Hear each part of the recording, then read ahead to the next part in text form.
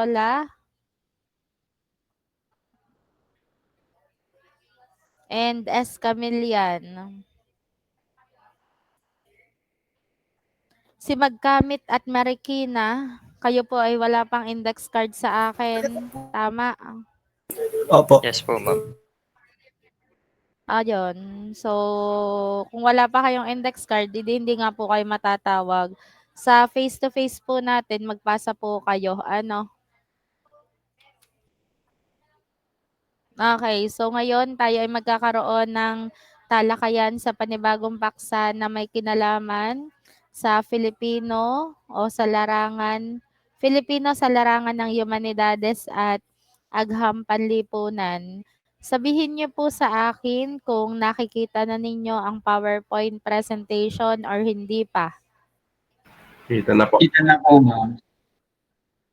Okay, Nakikita so na po. nais ko lamang pong ipagbigay alam sa inyo na kung sakaling ako po ay mawala sa ating meet, manatili lamang po kayo diyan. Ako naman po ay babalik once na maging stable na ulit ang internet connection. Ano po?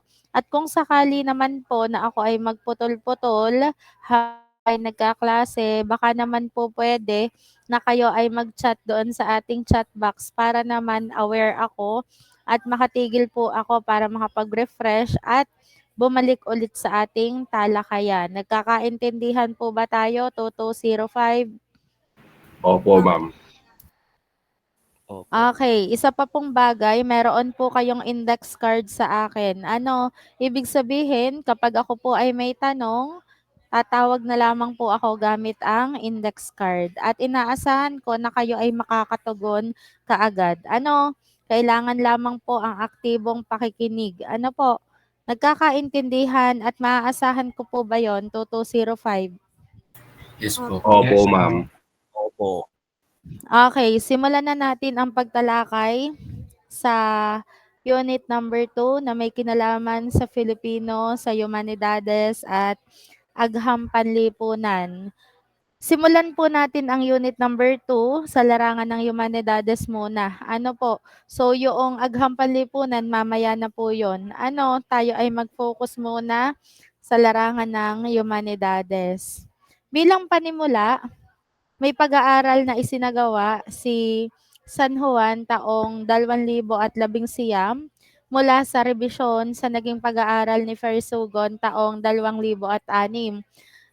At ang nilalaman nito na binanggit nila na ang katanyagan ng wikang Ingles sa sistema ng edukasyon lalo na sa mga kolehiyo at mga universidad ay may kakambal na sosyo-ekonomiko.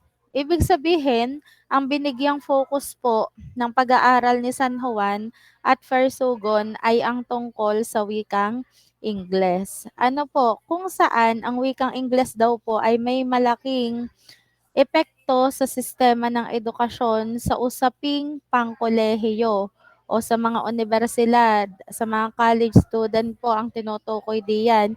Sapagkat napansin sa kanilang pag-aaral at lumabas dito ang tinatawag na socio-economico. Anong ibig sabihin po ng socio-economico? Ito po yung pagkakatulad ng lipunang ginagalawan. So, ang tinutukoy pong lipunan dito dahil po yan ay nakapokus sa kolehiyo, so nangangahulugan lamang po ito na ang tinutukoy dito ay mga paaralang pangkolehiyo o universidad. Kung saan, kahit daw po mayroong iisang lipunang ginagalawan, ang bawat estudyante sa isang universidad, may magkakaiba pong paraan kung paano po sila kumukuha at nagbibigay ng impormasyon. At ayon din sa pag-aaral ni na San Juan at Fersogon, ito po ay nakadepende kung sino ang kanilang mga naging guro. Ma'am, ano pong kinalaman ng guro doon sa socio-ekonomiko? Ang ibinigay pong halimbawa ni San Juan at Fersogon, ang isa daw pong guro, lalo na sa kolehiyo, ay may magkakaibang paraan kung paano sila nagpapatuto sa kanilang mga mag-aaral. May mga guro na lahat ng impormasyon ay ibinabahagi kahit yung mga simpleng impormasyon o mga basic information na dapat malaman ng isang estudyante. Samantalang meron namang guro na kung saan hindi nito ibinabahagi lahat. Ang ibinabahagi lang niya ay kung ano ang dapat matutunan ng kanyang estudyante. Kapag daw po ganon, kahit nasa iisang lipunan o nasa iisang universidad, magkaiba pa rin yung pagkatuto na nangyari sa isang mag-aaral. Socio-economico po yun. Bakit? Nasa iisang lipunan pero magkaiba ang way ng pagtuturo at pagkatuto. Nagkakaintindihan po ba tayo, socio-economico? Okay, next. Sa larangan pa rin po ng Humanidades, ang pangunahing layunin ng Humanidades ay ito po, makinig. Hindi kung ano ang gagawin ng tao, kundi kung paano maging tao. Ibig sabihin, sa larangan ng Humanidades, wala po itong pakialam sa kung anong ginagawa mo bilang isang tao. Ang binibigyang pansin nito ay kung paano ka maging isang tao. Ma'am, ano pong tinutukoy diyan? So, diyan na po papasok ang tinatawag nating Filipino na may kaugnayan sa wika. At pag sinasabing wika sa larangan ng Humanidades, hindi lamang po ito Filipino. Kasama na rin dito ang Ingles. Bakit? Sapagkat ang opisyal na wika sa ating bansa ay dalawa. Ang primaryang wika natin o wikang pambansa ay Filipino at ang sekundaryang wika natin ay Ingles. Paano po ginagamit ang wika sa paraan na kung saan makikita ang pagiging isang tao ng isang individual? Makikita daw po ito ayon sa larangan ng Humanidades kung paano magsalita at mag-isip ang isang tao. Ibig sabihin, kung ikaw ay isang uri ng tao na kung saan ang lumalabas sa iyong mga bibig ay puro positibo, ibig sabihin, nasa isip mo rin ang mga positive na opinion o positive na gawain na iyon. So, kinakikitaan ka na ikaw ay isang tao o nagpapakita ka ng pagiging isang tao. Ano po, dahil ang tinitingnan sa larangan ng Humanidades ay hindi kung ano ang ginagawa mo, kung hindi kung paano ka bilang isang tao. So wala naman sigurong normal na tao na laging puro negative na lamang ang opinyon. Laging puro negative na lamang ang gustong gawin. Kapag po ganon, ibig sabihin hindi po kinakikitaan na ikaw bilang isang individual nagagamit mo ang pagiging isang tao mo o nakikita sa iyo ang pagiging isang tunay na individual or huwarang individual. Next, ayon naman sa pag-aaral ni J. Erwin Miller, sabi niya sa kanyang pag-aaral, ang layon o ang layunin ng Humanidades ay ang gawin tayong tunay na tao sa pinakamataas na kahulugan nito. So, tinuturuan tayo ng Humanidades na maging isang tunay na tao sa pinakamataas na kahulugan nito. Kaya nga sabi ng Humanidades, kaya nga layunin nila ay hindi kung ano ang ginagawa natin, kundi kung paano tayo bilang isang tao. Dapat maipakita natin na tayo ay nasa pinakamataas na kahulugan ng pagiging isang tao. Paano ba masasabi na ang isang tao ay nasa rurok na siya ay nasa pinakamataas na kahulugan na nito? Una, kapag ikaw bilang isang tao ay marunong mangarap. Ikalawa, kapag ikaw bilang isang tao ay positibong mag-isip. Ikatlo, kapag ikaw bilang isang tao ay marunong tumulong sa iyong kapwa. At ang huli, kapag ikaw bilang isang tao ay marunong tumanaw sa iyong pinanggalingan. So, ang apat na iyon, ang pamantayan na ikaw bilang isang tao ay nasa mataas na kahulugan nito. Ngayon, ang aking katanungan, yung apat na katangian po bang iyon ay nakamit nyo na or nakakamit nyo na sa kasalukuyan? Ginagawa nyo ba o iniisip nyo ba rin ang mga pamantayang iyon ng pagiging isang tao o isang individual? Kung nakakamit po ay di papindot po ng simbolong puso para naman magkameron ng interaction ang ating discussion sa hapong ito. Ano po?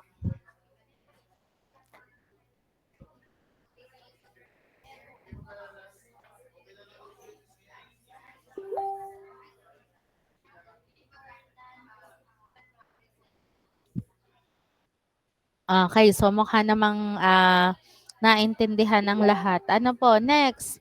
Para naman sa naging pahayag ni Newton Lee, sinasabi niya na sana mapagtanto natin na ang edukasyon at humanidades ay dapat pahalagahan sa pagpapaunlad ng ating mga kaisipan at ng lipunan sa kalahatan at di lamang para magkaroon tayo ng karera sa hinaharap. Anong sinasabi ni Newton Lee?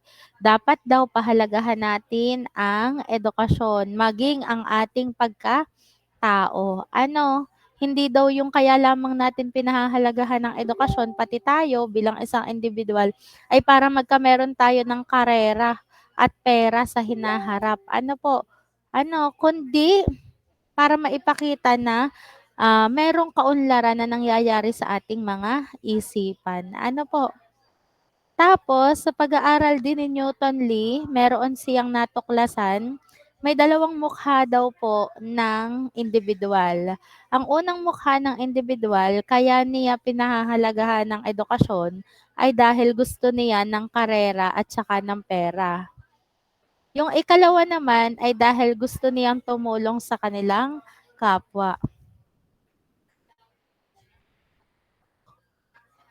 Dahil gusto niyang tumulong sa kaniyang kapwa. Ngayon, kapag tinanong ko po kayo bilang isang mag-aaral, bakit mo pinahahalagahan ang edukasyon at ang iyong sarili? Eskamilyan. Hello po ma'am, rinig po ba ako? Mm. Ma'am, pinapahalagan ko po yung edukasyon at saka sarili po kasi po parang connected po siya sa isa't isa. Pag pinahalagahan mo po yung edukasyon mo, in the future po ay yung edukasyon po na na-attain mo ay magiging way po para mapaginhawa po yung buhay mo, which is pag guminhawa po yung buhay niyo, maaalagaan niyo po sarili niyo, ganun. Ang tanong ko po ay hindi related dun sa dalawang mukha. Ang tanong ko, ikaw bilang isang mag-aaral, bakit mo pinahahalagahan ang edukasyon? Okay po, sorry po. Pinapahalagan ko po edukasyon dahil po ito po yung parang branch po na magiging suporta po sa buhay po natin hanggang sa pagtanda na po natin. Suporta daw sa ating buhay hanggang sa pagtanda natin. Barola. Hello, morning po ba? Mm. Para sa akin naman po ay kaya ko po pinapahalaga ng edukasyon ay ako po ay naniniwalang ito po ay parang step closer po sa pagkamit ng aking mga pinapangarap. Kasama na din po ng determinasyon. Yun po. Ikaw naman, Ponce. Pinapahalagan ko po ang pag-aaral dahil ito na lamang po yung tanging pamana na kayang ibigay sa akin ng mga magulang ko po. Yan, pamana daw, galing sa magulang. Ekinan.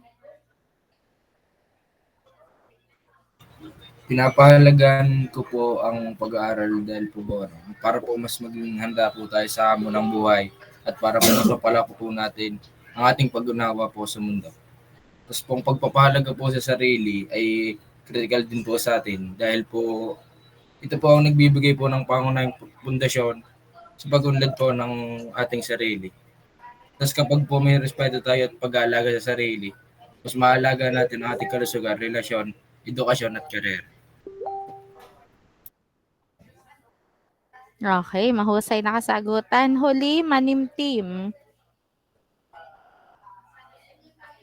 Ako po, pinapahalagan ko po ang edukasyon para po para ito po yung magiging parang pundasyon nga po para po maabot ko yung pangarap ko sa buhay. Tsaka po para na rin po makatulong sa pamilya. Okay, so yan po ang mga dahilan kung bakit ninyo pinahahalagahan ang edukasyon. Ngayon, ang aking ikalawang katanungan, sabi ni Newton Lee, mayroong dalawang mukha ng individual. Bakit siya nagpapahalaga sa edukasyon? Ang una, dahil gusto niya ng pera at gusto din niya ng karera. Ikalawa naman, dahil ang gusto lamang niya ay tumulong sa kanyang kapwa.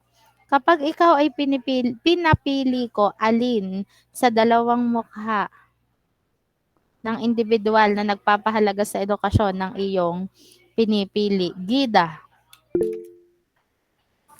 Ang para sa akin po ma'am ay yung una po niya sinabi, yung pong gusto po ng pera at karera. Dahil kapag po, ngayon naman pong panahon ngayon, kapag wala kang pera, parang hindi ka po parang financially makakatulong sa iba. So, ayun po, kapag po may pera ka and then may career ka po, kaya mo na pong tumulong sa iba. Ganun po. Ikaw naman, Rico. Pinahalagaan ko po ang edukasyon dahil ito po ang pundasyon ng kaalaman at kasanayan po. Rico? Ma'am, rinig po ba ako? Pakilaksan ang kasagutan. Hindi. Pinahalagaan ko po ma'am ang edukasyon dahil ito po ang pundasyon ng kaalaman at kasanayan po. Tulad po ni Newton Lee, ang edukasyon daw po ay nagbibigay sa atin ng kakayahan na umunlad at makapag-ambag sa lipunan sa pamamagitan ng pag-unawa po. Yun po, ma'am. Angeles? Rico? Rico? Yes po. Iba na ang tanong ko, tapos na yon. Yung sinagot mo, tapos na yon. Iba na ang katanungan ko. Ang sinagot mong tanong ko ay yung kanina pa. Nagbago na ang tanong ko. Ano pong tanong, ma'am? Ano daw tanong? Pinakauna po. Siya. Angeles. Yung pinakauna, yun ang sinagot mo eh. Kung bakit mo pinahahalagahan ng edukasyon. Hindi na yun ang aking katanungan. Angeles. Ma'am, para po sa akin, yung gusto ng karera at pera po. Dahil nung pinalaki po ako, para pong ang tinuturo po sa akin ng magulang ko ay para po maging successful po ako sa pag nakapagtapos ng pag-aaral po. So, para pong nasa isip ko na po na ginagawa ko po to para umayos po yung buhay ko tsaka magkaroon po ako ng career tsaka magkaroon po ng pera.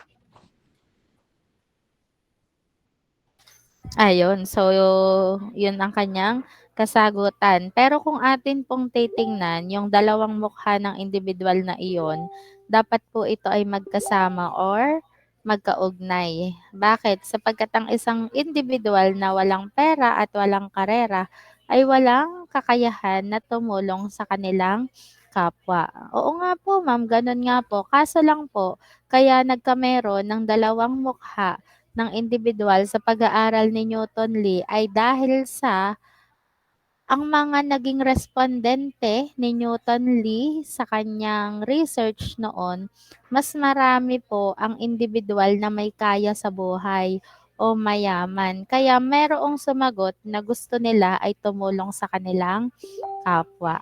Pero kung ating titingnan, ang perspective na iyon, dapat ay magkasama po ito. Nagkakaintindihan po tayo? Opo. Okay, next. Yan, dumako naman po tayo sa pamantayan ng mga Griyego at Romano. Noon pong panahon ng mga Griyego at Romano, ang pamantayan po nila ng pagiging isang tunay na individual or isang tunay na tao kapag ikaw ay isang doktor at isang abogado. Bakit kaya sa inyong palagay, sa dinami-dami ng propesyon, bakit nung panahon ng mga Griyego at Romano, ang naging pamantayan ng pagiging isang tunay na tao ay ang pagiging isang doktor at pagiging isang abogado? Ano kayang dahilan? Roma Santa. Ma'am, dahil sila po, siguro po dahil sila ang Again,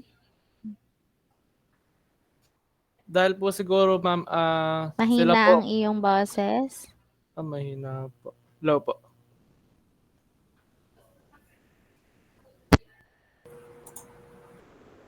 Okay.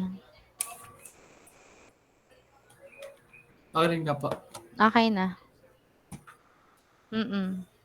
Ma'am, dahil siguro po sila po ang mas nakakaalam sa mga tao po, yung mas may alam sa mga batas at sa mga, parang mas marami po silang napag-aralan sa mga kaysa sa iba po. Maraming napag-aralan. Eh bakit ang engineer ang teacher ay kakaunti ang Yung ano napag-aralan? po ma'am, Agitar. okay po.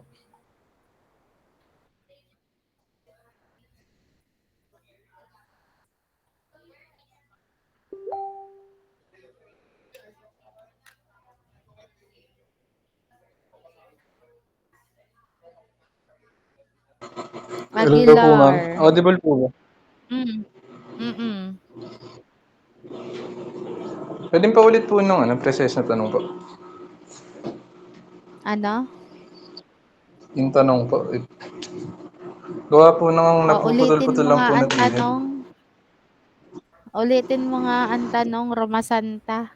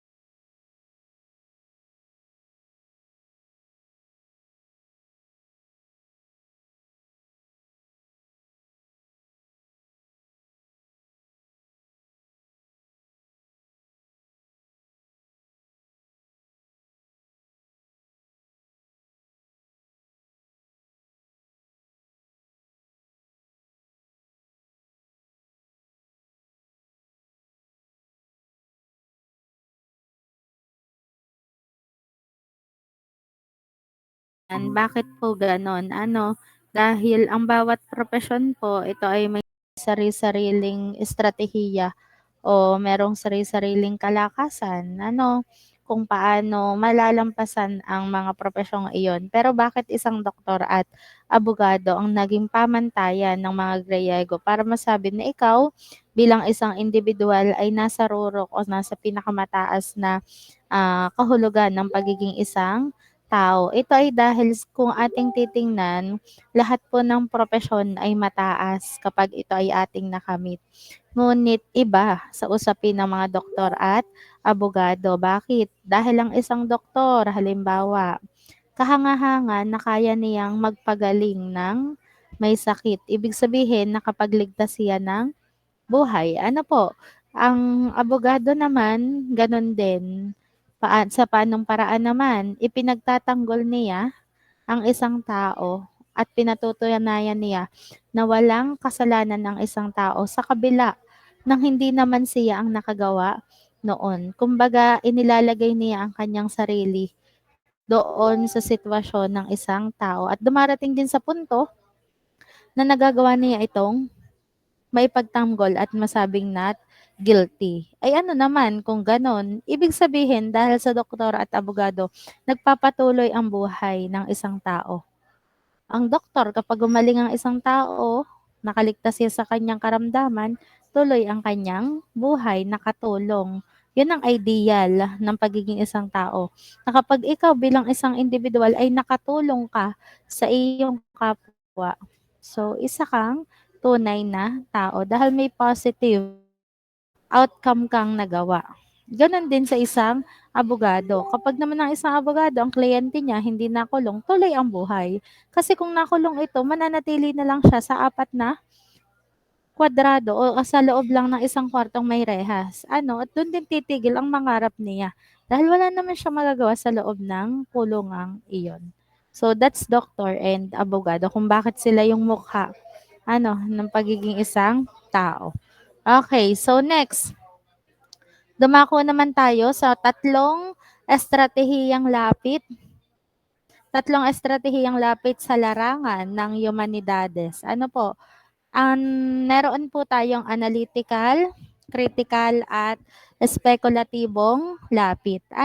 Sinasabi na ang analytical, ito ay ginagamit sa pag-oorganisa ng mga impormasyon sa mga kategorya, bahagi, uri, at grupo at ang ugnayan ng mga ito. Yan po ang kahulugan ng analitika. Ibig sabihin, nag-oorganisa o pinagsasama-sama lahat ng mga impormasyon na magkakaugnay. Ngayon, dahil tayo ay nasa larangan ng humanidades, ipapasok natin ang larangan ng humanidades sa usaping analytical. Paano naman po 'yon? Diga po, lahat po ng lahat sabi po dito, inoorganisa ang mga impormasyon. Kapag isinama natin ang larangan ng humanidades, magiging ganito po ito. Pinagsasama-sama po kung sino yung magkakatulad ng kakayahan. Kung kayo po ay aware, meron pong mga eskwelahan na pinagsasama-sama po yung magaling sumayaw, magaling kumanta, magaling gumuhit. Para sila yung magtutulong-tulong kung paano nila maiisaayos o paano sila makakadiskubre ng panibagong paraan. Ano po? So, analytical iyon, pinagsasama-sama. Naintindihan ganin nyo ang analytical pag iniugnay ang larangan ng humanidades. Naintindihan po? Opo.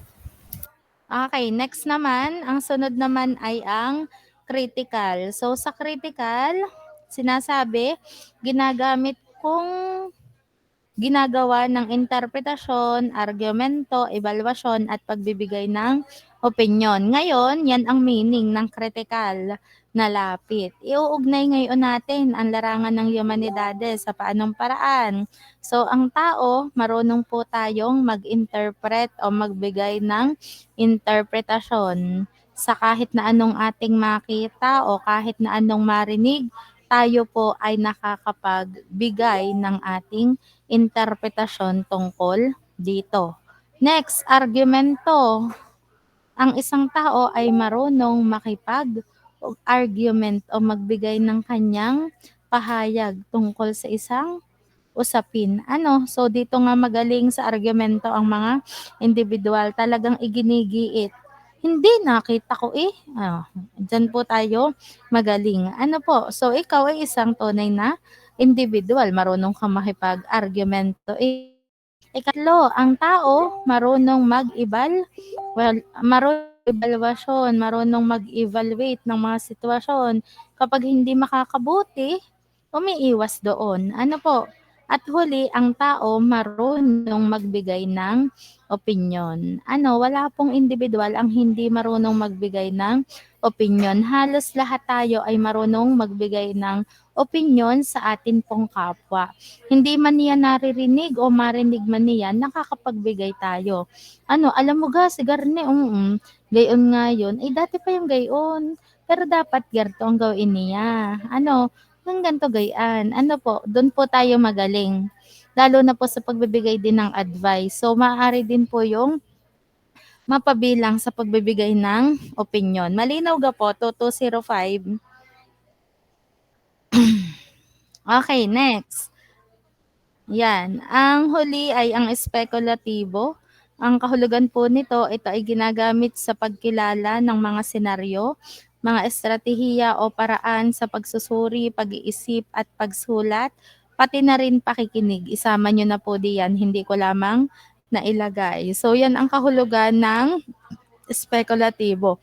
Ngayon, iuugnay naman natin ito sa larangan ng Humanidades. So sinasabi na marunong kumilala ng senaryo.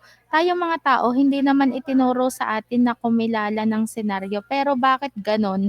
Parang kahit hindi ito itinuro, kasama na sa pagkagawa sa atin na kapag may malakas na sigawan, agad nating iniisip baka ang senaryo na nangyayari doon, maaring may sayahan, pero ang madalas siguro ay may kagulo na nangyayari or mayroong problema, tunggalian, or kaya naman ay may nahingi ng tulong. So meron agad tayong nabubuong senaryo sa ating isipan. Kung minsan nga hindi pa tapos ang kwento, nabibigyan na natin ng senaryo. Ganoon din kapag nagkukwento, nakakapag-isip tayo. May senaryo na napasok sa ating isipan. Pangalawa, estratehiya sa pamamaraan sa pagsusuri. Tayo bilang isang individual, may iba't iba tayong paraan kung paano tayo nagsusuri ng isang sitwasyon.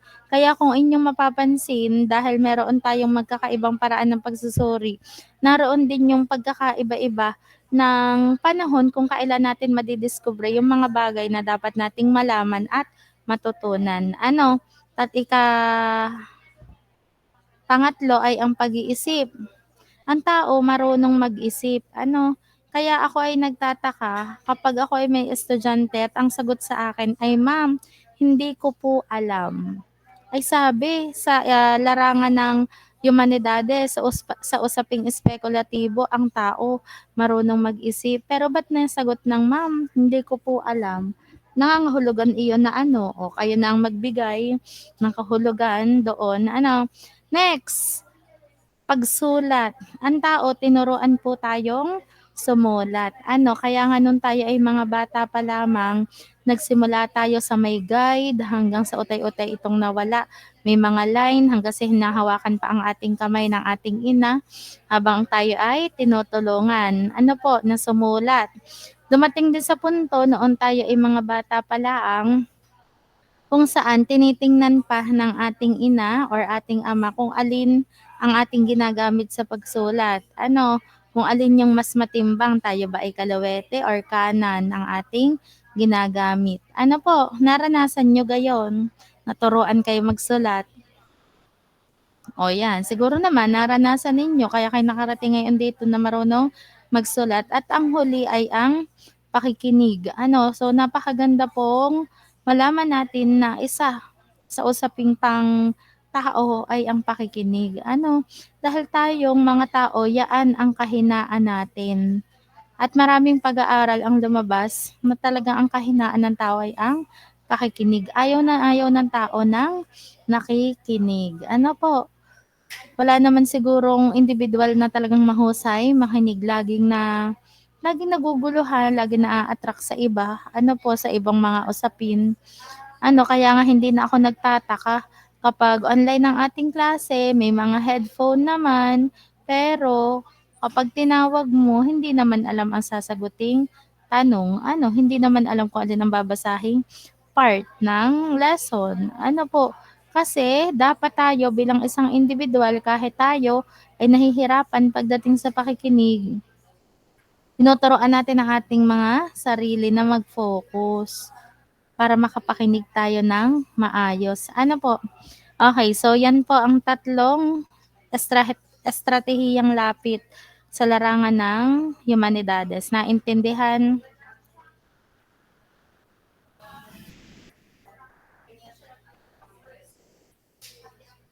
Okay, next naman, narito po ang iba't ibang disiplina po, iba't ibang disiplina sa larangang bumubuo sa humanidades.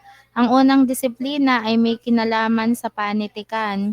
So, ang mga panitikan, ito yung nababasa at napapanood na panitikan. Ang binigyang pansin lang po ng humanidades ay wika, teatro. Ma'am, bakit po?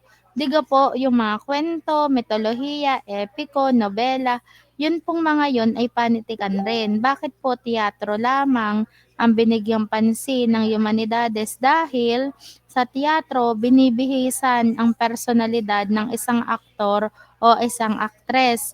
At ang personalidad na ibinibihis sa kanila ay nakadepende kung ano ang nakalagay sa script. Ano po, kahit masayahing tao siya, kung ang kanyang role ay siga, magiging siga siya. Ibig sabihin, nagkakameron ng pagbibihis ng personalidad. Pag binihisan ng personalidad na iiba, ang pagkatao mo bilang isang aktor o actress, that's humanidades. Nagkakaintindihan po tayo, tao sa tao po ha. Pag humanidades, nagkakaintindihan gato 205. Opo. Okay, next. Sa filosofiya naman, sa filosofiya, ang binanggit po diyan ay relihiyon. Bakit po? Ang isang tao may sarili itong paniniwala. At dahil sa paniniwala niyang iyon, nababago ang kaniyang sinasamba sa pangalan. Bakit sa pangalan? Dahil iisa lang po ang sinasamba nating lahat. Magkakaiba lang po iyan ng tawag o pangalan. Ano po? Ikatlo, sining. Sa usapin ng sining, una, nariyan po ang tinatawag nating visual. So sa visual, ang tinutukoy po diyan ay yung drawing at painting na atin pong ginagawa. Bakit po?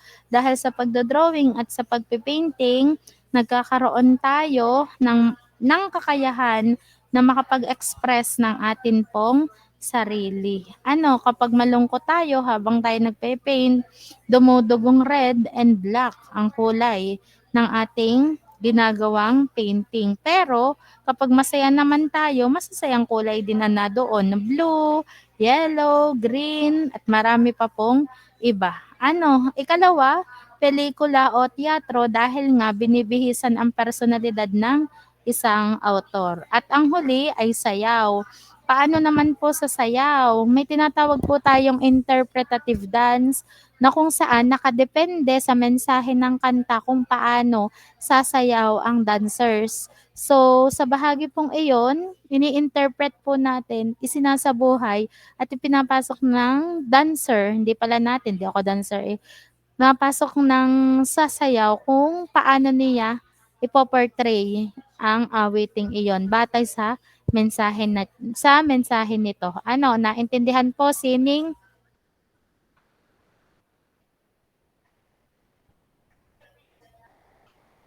Okay, next, industriya. Sa industriya naman po, ang binigyang pansin po dito ay ang fashion. Bakit? Ang isang tao ay iba't iba ang paraan ng pag-express ng kanilang personalidad. Depende sa kanilang kasuotan. Diga po, nakikita natin kung o natutukoy natin kung ano ang propesyon ng taong yon. Depende sa kanyang kasuotan. Ano po, kapag tayo ay may nakasalubong na simple ang kanyang kasuotan, pero kita naman natin na kahit simple yon, mamahalin parang mga damit. Alam natin na kahit simple siyang mayamit, may pera po siya. Ano po? Kapag may nakasalubong tayo, nakapanjama, nakamaluang na damit, anong nasa isip natin? Naku, aray tutulog na. Nakapantulog na. Pag may nakasalubong tayo na nakapormal na damit, may daladalang mga libro, ano iniisip natin? Teacher yun. Ano po? Pag may nakasalubong tayo na nakaputing damit, maaaring siya ay taong ospital. Ano po? At higit sa lahat sa usapin ng fashion, tayo sa kulturang Pilipino, kung ano ang uso, siyang isinusuot natin. Na kahit na ito ay hindi na bagay sa ating paningin, iniisip pa rin natin na bagay ito sa atin. Bakit? Dahil ito ang uso. Yan ay dahil sa kulturang Pinoy. Ano po, na meron tayong kaibigan, sasabihin, oo bes, bagay sa iyo, next week suot mo ulit ha. Pero pag talikod niyan, ba naman nari si ate girl, toong nagsuot pa, hindi naman ang bagay sa kanya. That's fashion. Ano po, yung mga nauso mga pananamit ngayon, yan po ay nauso na dati. Ayon sa kontemporaryong Pilipino, nauulit lang yan. Nag-iiba-iba lamang ng henerasyon. Naintindihan? Ang huli ay malayang sining. Sa malayang sining, nakafocus po ito sa pagsulat. Bakit sa pagsulat? Sapagkat marami pong tao ang hindi mahusay magbigay ng mensahe gamit ang pananalita. Ngunit maraming individual ang mahusay sumulat. At sa kanilang pagsulat, doon mo malalaman ang mensaheng gustong sabihin sa iyo ng individual na iyon. So, yaan ang 5 disiplina sa larangan ng humanidades. Naintindihan ka po ninyo ang mga disiplinang ito sa larangan ng humanidades? Opo.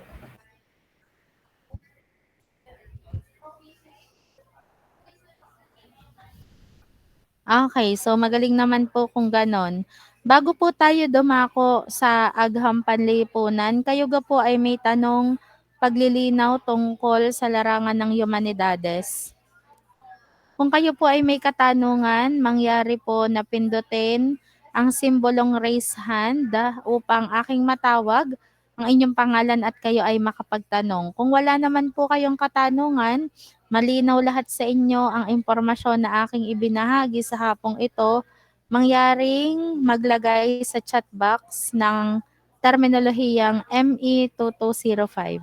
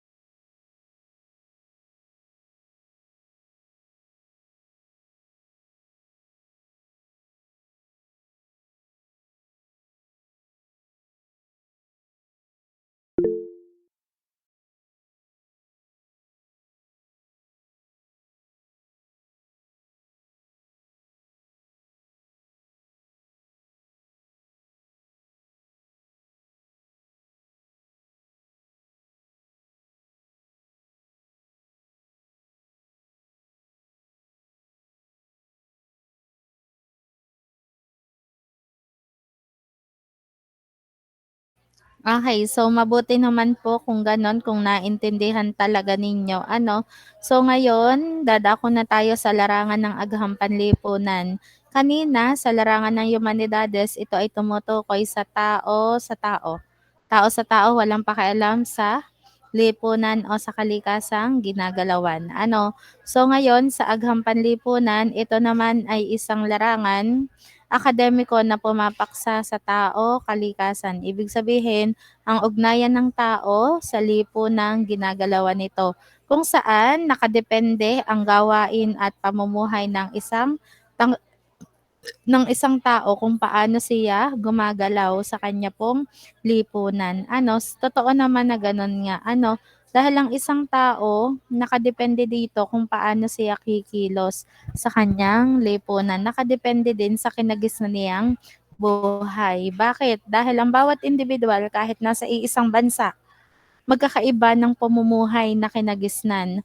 Merong mga individual na kung saan sila ay lumaki, for example, sa agricultural na lugar, na ang ikinabubuhay ng mga tao doon ay pagsasaka at paghahayupan.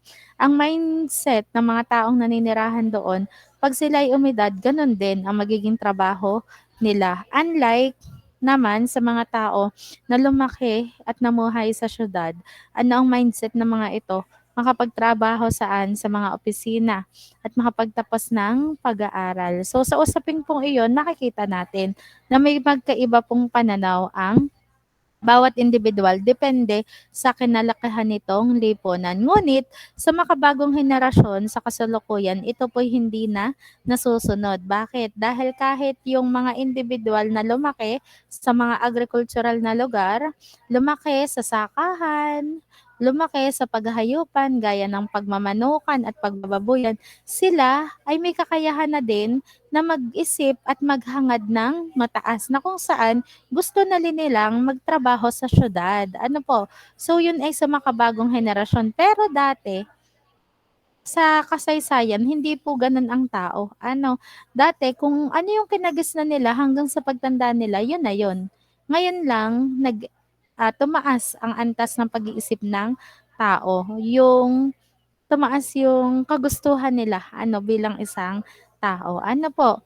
At gumagamit ng survey, obserbasyon, pananaliksik sa larangan at mga datos sekundarya sa pangangalap ng impormasyon sa agham panlipunan. At ayon sa kasaysayan, may malaking ambag ang Rebolusyong Pranses at Rebolusyong Industriya kung bakit mayroon tayong ganitong pamamaraan sa agham panlipunan. Ma'am, ano po yung tinutukoy ninyo doon?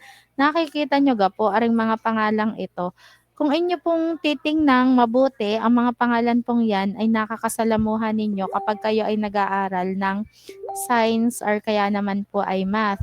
At sila din po yung mga tao na maraming na invention na mga bagay. Ang iba ay hindi bagay pero nag-invention ng formula na nagagamit sa kasalukuyan sa usaping pang-edukasyon. Ano po? Malinaw po ba, are?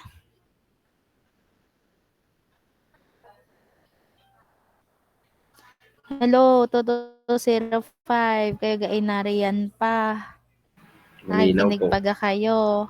Sabihin nyo Malinaw po. lang kung stop na at ay titigil na. Siguraduhin malinaw ha. Okay. So ngayon, kung ang agham panlipunan ay may larangan, may disiplina, ulit. Kung ang humanidades ay may disiplina, meron din po ang agham panlipunan. So alamin po natin ang iba't ibang disiplina sa larangan naman ng agham panlipunan. Ano po? Ang una ay ang sosyolohiya. So sa sosyolohiya, ano po bang meron dito? Ito po ay pag-aaral o pinag-aaralan po dito kung paano kumilos, paano mag-isip at kung paano gumalaw ang tao sa lipunan nito. Gumagamit po ito ng tatlong paraan para masuri. Ang una, empirical na obserbasyon.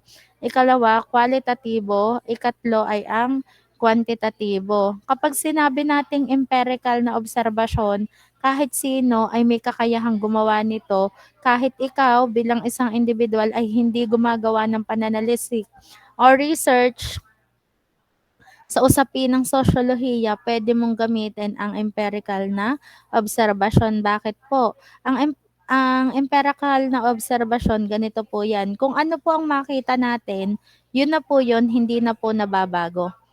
Parang perspective na iba, ng isang bata. Diga ang perspective ng isang bata, kung ano yung makita niya, ginagaya niya, hindi na natin mabago. Kahit sabihin natin, wag yan, bad yan. Hindi niya binabago kasi nakita niya eh. Tumatak sa isip niya, empirical na obserbasyon. Samantalang, ang kwalitatibo at kwantitatibong metodo naman, itong dalawang ito ang ginagamit kapag nagsasagawa ng pananaliksik tungkol sa kilos, pag-iisip at gawi ng isang tao. Kapag ito ay inire-record sa pananaliksik. Pag kwalitatibo, ito ay pagsusuri. Ibig sabihin, walang respondente. Ikaw lang yon bilang mananaliksik ang gagawa. Kwalitatibo po yon. Pag kwantitatibo naman, kailangan mo ng respondente. Kaya ka nagawa ng mga survey, questionnaire, at interview. Malinaw po ba? Sosyolohiya? Malinaw po, sosyolohiya. Opo. Okay, so mabuti naman kung malinaw. Next, Yan, ari po'y sosyolohiya din, disregard nyo na lang po 'to, nagkadoble lang ng copy, hindi ko lang po mabura dahil naka-PDF na, ano po. So ang ikalawa po ay ang sikolohiya. Ang sikolohiya, pareho lang po ito ng sosyolohiya. Bakit? Pareho po itong pag-aaral ng kilos, pag-iisip at gawin ng tao sa lipunan. Ang pagkakaiba lang po ng dalawa, ang sikolohiya ay maaaring isagawa kahit walang pananaliksik. Bakit? Dahil wala itong kwalitatibo at kwantitatibong metodo. Ang meron lang po ito ay empirical na obserbasyon na kung saan ang bawat isa sa atin ay may kakayahang magsagawa o may kakayahang ipakitang empirical na obserbasyon. Kung anong makita natin, yun na yun, hindi na po nababago. Ano? Naintindihan po ang pagkakaiba ng sosyolohiya at ng sikolohiya? Nakita po ang pagkakaiba ng dalawa? Opo. Okay, next, linguistika. So, sa linguistika, ito po ay pag-aaral ng wika. Kaya nga linguistika ano po, nakapokus po ito sa ponetika, ponolohiya, morpolohiya, syntax at gramatika. Ang ponetika at ponolohiya, ito po ay pag-aaral ng tunog. Ang morpolohiya naman po ay pag-aaral ng salita, syntax, pag-aaral ng pangungusap, at gramatika, pag-aaral ng gamit ng salita sa pangungusap. Naintindihan po, linguistika?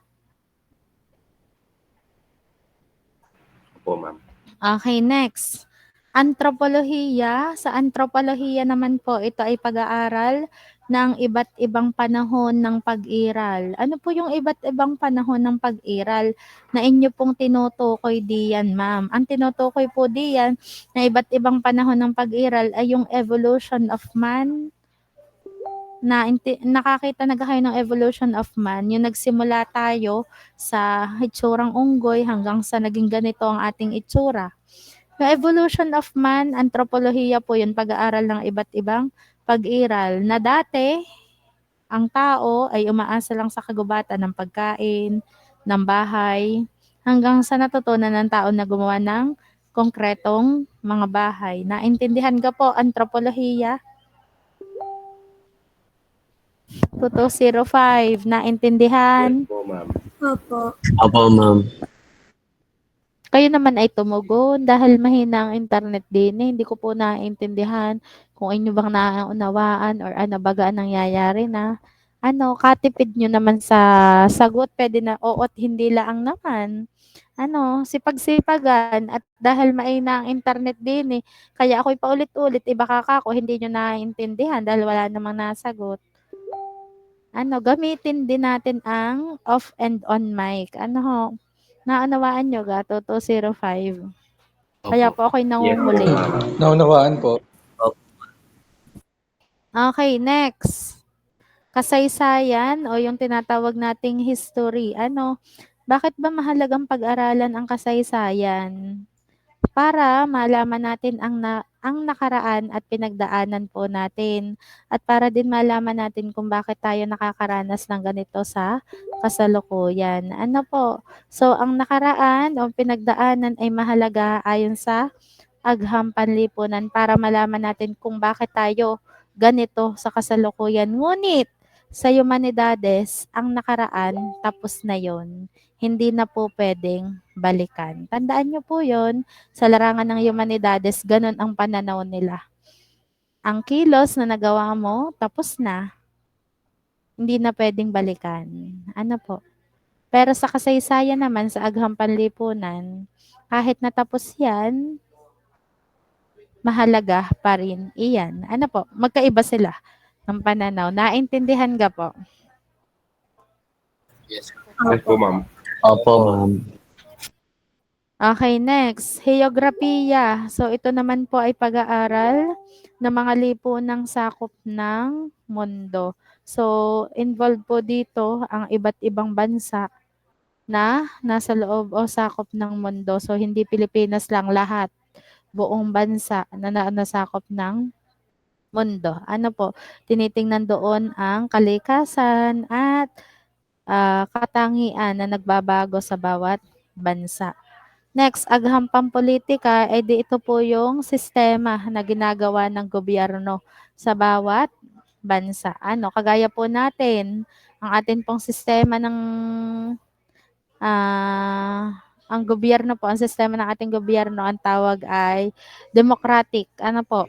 May freedom of speech. Next, economics o ekonomiya, pang-ekonomiya. Ito po yung pakikipagkalakalan natin sa ibang bansa. Na kung atin pong titingnan, sila lang ang nakikipagkalakal. Dahil tayo ay panay laang ang angkat. Kaya wag tayong magtataka kung bakit mahal ang bilihin. Una, bigas. Takang-taka tayo, bakit mahal ang bigas sa Pilipinas? Dahil lahat ng bigas na ating binibili, inaangkat pa sa ibang bansa. Kaya nakakapagtaka, may sariling sakahan ang Pilipinas, pero bakit kailangan nating umangkat sa ibang bansa? Ikalawa, ang mga karne, manok at baboy. May sariling babuyan, manukan ang Pilipinas, pero bakit umaangkat pa rin tayo sa ibang bansa? Yumayaman ang ibang bansa dahil sa atin. Hindi tayo ang yumayaman dahil sa kanila. Ekonomiya yon, economics. Next, area studies. Ito naman po ay ang pag-aaral ng iba't ibang rehiyon sa loob ng isang bansa. Alam naman po natin na may magkakaibang strength ang bawat rehiyon sa atin pong bansa. Kagaya sa atin sa 4A. Region 4A, Calabarzon ay kilala bilang agricultural na province na kung saan nakakaproduce tayo ng maraming tubo. Mais, meron din tayong mga babuyan. Basta paghahalaman, mga gayon. Sa Mimaropa naman, mas marami pala ang sakahan sa kanila. Mga Mimaropa, Region 4B. Region 4B. Tapos ang Cordillera, Car ay yung bagyo, mga gulay. So may magkakaiba tayong strength bawat rehiyon. Po? Next, arkeolohiya, pag-aaral ng mga relika, labi, mga artifacts, yung mga nagpatunay na may nabuhay dati. Arkeolohiya yon, kaya nga yung mga kuweba na may mga ukit, hanggang ngayon ipinipreserve yun. Po? Next, relihiyon ay pag-aaral ito ng organisadong koleksyon ng paniniwala. Pinaghahambing-hambing bawat paniniwala at katawagan dito. So, hanggang dito po iyon. Naintindihan ninyo ang iba't ibang disiplina sa larangan ng Agham Panlipunan 2205? Naintindihan po. Opo. Yes po. Opo, ma'am.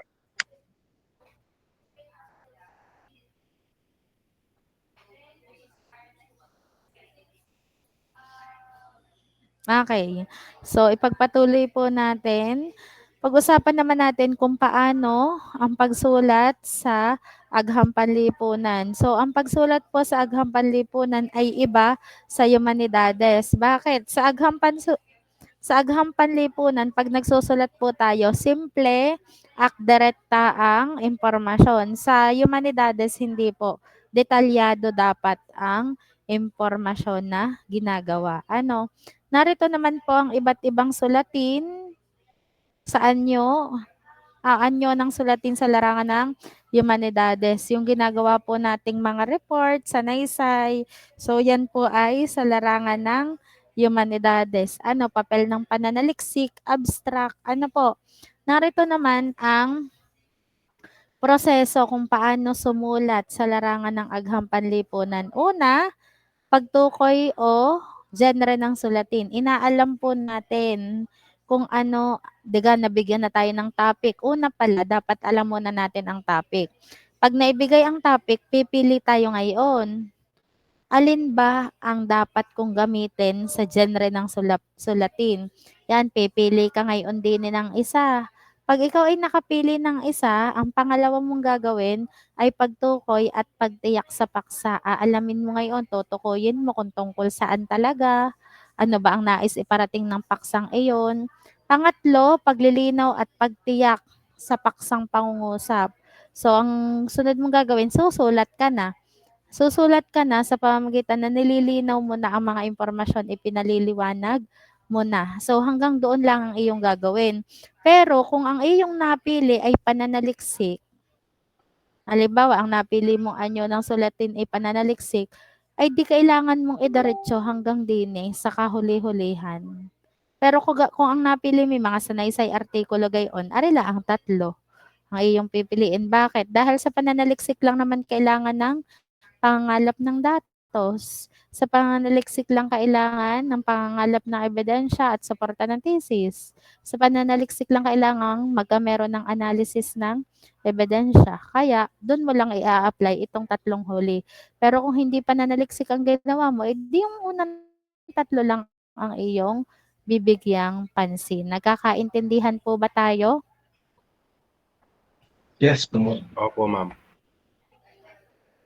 Hello po, nagkakaintindihan po ba? Opo, Okay. Okay, so last na po are. Magkakaintindihan po. Are pong huli ay ganoon pa rin, proseso pa rin ang pagsulat ng anyo ng sulatin sa agham panlipunan. Tandaan nyo po kapag kayo susulat nito, lagi po itong may simula, may gitna at wakas na bahagi. Sa simula, introduction po, ipinapakilala ang paksa. Sa gitna, discussion ng topic. Sa wakas, buod. Ano po? At kung pananaliksik ang inyong ginawa, uulitin ko, pag pananaliksik ang ginawa, kailangan nyo pong ayusin ang sanggunian ninyo. Sa paanong paraan? Pagsasama-samahin lahat ng kinuha sa internet. Pagsasama-samahin ang galing sa aklat, galing sa thesis, article, mga batas, pagsasama-samahin po ninyong lahat iyon. Nagkakaintindihan po ba tayo? Opo, ma'am. Opo, ma'am. Okay. So, ari pong huling bahagi ay bukas na lamang bukas na lang natin tatalakayin. Ano po, aring tungkol sa artikulo. Tinapos lang natin ang larangan ng agham panlipunan at saka po ng humanidades. Naunawaan ka ninyo ang dalawang larangan na iyon na may kaugnayan sa wika. Opo. Okay, siguraduhin na naintindihan ha. So, meron po tayong 15 minutes. 15 minuto pa po ang natitira sa ating oras. Bukas, ang tatalakayin po natin ay tungkol sa artikulo. At bukas, magkakameron kayo ng performance activity kung saan kayo ay magsusuri ng artikulo. So, kailangan muna nating diskussin ang nilalaman ng artikulo bago tayo magsuri. Dahil meron pa kayong 15 minutes, ang gagawin nyo po, magse-search po kayo ng artikulo na pumapatungkol sa wika. Pwede pong pumapatungkol sa wika, pwedeng pumapatungkol sa Filipino, pwede ding wikang pambansa. Kayo na po ang bahalang maghanap. Kung maaari po ay latest ang inyong kukunin na artikulo. Wag naman po yung panahon pa ni Kopong-Kopong na 1990, 1989. Yung latest naman po, mga 2001 and above. Kung may mas latest pa doon ay mas magaling kasi 2024 na po ngayon. So hindi po masasayang ang inyong oras. At sana po ay mag-search po kayo dahil bukas po ay magkakameron nga po kayo ng activity sa pagsusuri ng artikulo at bukas din iyon ipipresent. Gagamitin nyo din iyan bukas. Kung maaari po, dahil marami namang artikulo tungkol sa wika, maraming artikulo tungkol sa Filipino, maraming artikulong ginawa tungkol sa wikang pambansa, magkakaiba po kayo. Ng artikulo. Pwede nyo na ding basahin nang sa ganun may idea na kayo bukas. Habang tayo ay nagdi-discuss kung paano kayo magsusuri at para din mabilis kayong makatapos bukas. Nagkakaintindihan ka po tayo? 2205. Opo, ma'am. Opo, ma'am. Opo, ma'am. Okay. Sino po ang may tanong, clarification tungkol sa gagawin ninyo sa 15 minutong natitira sa ating oras? Kung mayroon po kayong katanungan, mangyari po na mag-raise hand. Kung wala naman po kayong tanong, papindot po ako noong simbolong puso.